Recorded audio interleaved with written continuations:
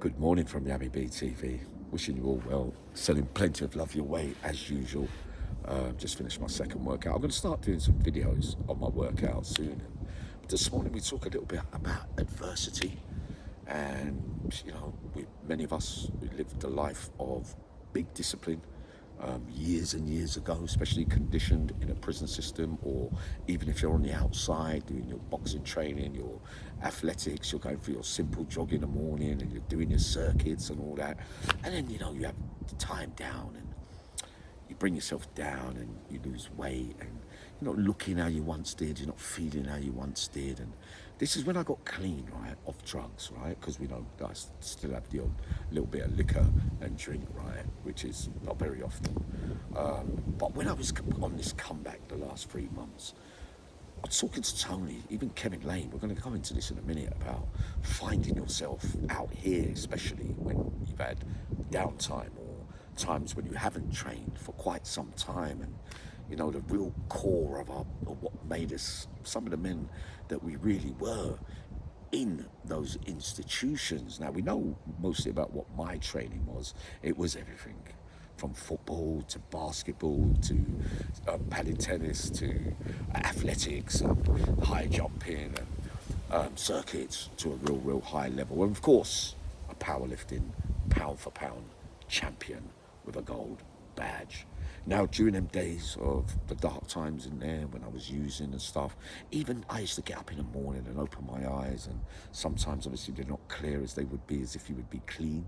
Many staff and inmates witnessed times when I was clean and when I was not, and the difference physicality was quite remarkable, right? Because we know that the muscle memory is cemented from proper training of all kinds if you have done it from the crack of dawn, especially when you've done it on a prison diet and you've got that kind of high energy like that and you're just up for it every morning you get up. But even when I used to be sick, I used to get out of that bed in the morning and go straight on the floor. Don't feel like it today. I don't feel. Tony, Kevin and a few others I've mentioned have had injuries lately. They still find themselves down the gym. Well, Tony's on the comeback trail at the moment, mate. He's out in the countryside in a tent and he's getting up. He's saying, Yami, it was you that got me back up and whatnot. Everybody's going through their own time. When you do a long time, a lot of mental difficulties you go through on the outside, the adjusting, the transition. We talked about it a lot of the time, and when I got clean, I had to go all the way back to basics. We know that I got the injuries, and it's like a bit of hopping, little lunges, a little bit of this, a little bit of that, get back down on the floor, do a little bit of stretching, and week 2 that we start doing some short sprints and that kind of stuff, and you're getting tired, and then you go into a few burpees and you can only do a few of each, tuck jump, star jumps, squat thrust, single leg thrust, because that when I used to do them, everything used to be at full pedals, 1,000 rep circuit, sometimes with lightweight with the floor work mixed in between. But that ultimately my back and legs and the strength of having that built over those years was really why I got back on my feet from such serious injuries that on paper are described as the same as Christopher Reeves, who was Superman, of course, right? So putting in the groundwork now, there's a massive difference. I know, right? Might be showing off a bit. There's people out there talking and saying this and that. I should be showing this and I should be showing that. But I'm not going to go into all that kind of stuff now, because I know London was never the man that I was or the man that I've become. I like to be a good man, I do. And I'm a lover of people. I'm not no nasty man at all, me. I can take whatever's coming. And my behaviour out here is remarkably different from prison. And even when I had my downtime out here, I still never done nothing wrong to no one in the way that I used to get those, those drugs when you're going on them mad little spells. And then I woke up and I remembered. And I remembered who I was, and I remember when I got the injuries, and I remember how I rose when they said that you couldn't walk and use your hands again.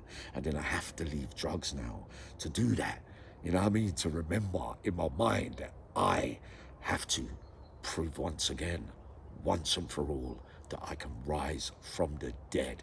And all of us have got it in us when it comes to adversity. It doesn't matter whether it's physical, whether it's mental, whether it's we've been in crises when it's all been stacked against us, but we find a way to get through. We've been brokenhearted with love, loss, and you don't think you can recover. It's some of the hardest things, not just drug abuse and that kind of stuff. People stop training because of certain things, emotional stuff that have gone in their lives with love, loss, rejection, and, you know, like family members dying, and, you know, the tragedy of the world today, and people struggle when they get on the drink, and they, you know, so don't get back to recover, but some find their way back.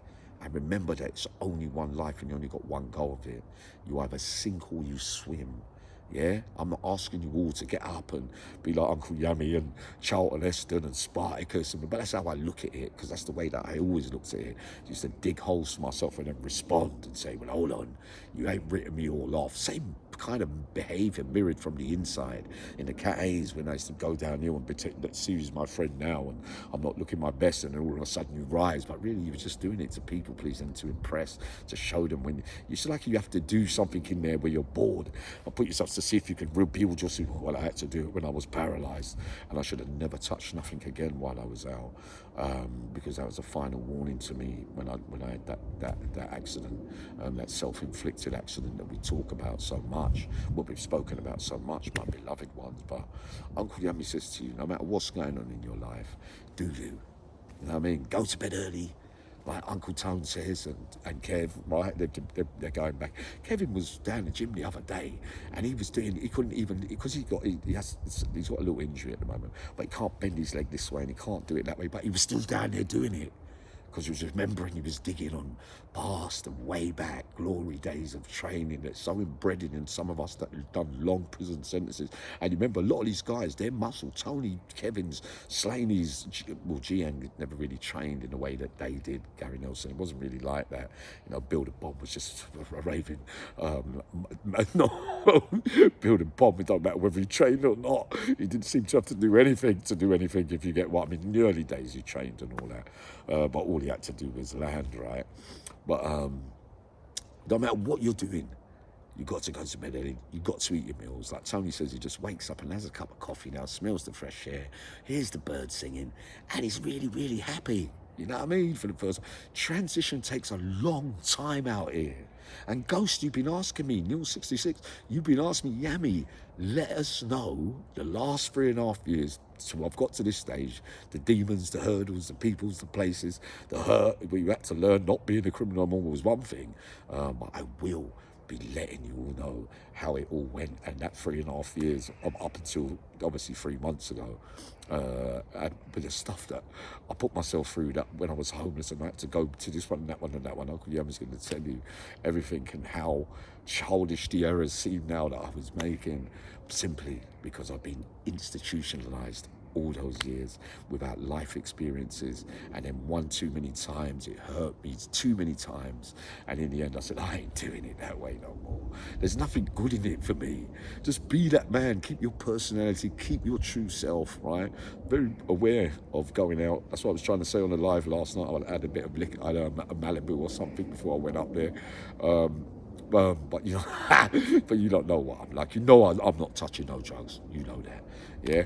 But I'm aware of those bars and people, and one of you said, Yummy, you're not used to drunk people, and that's how it is. And then that wore off, and when I was out, I don't stay out long, because a couple of minutes and certain behaviours I think really, really disturbing, but they're high-risk places, and I don't want to get nobody around me into trouble just because somebody wants to be funny with me. But like you said, many of you said, Bungle and thing that, Yummy, don't look back and just, turn your head and that to everything. But have a blessed day. Coming up in a minute, Uncle Yummy talks for the first time on Liverpool and the Farleys and a couple of others as well that he met on the journey. So get ready for that. Sending a lovely day to you all.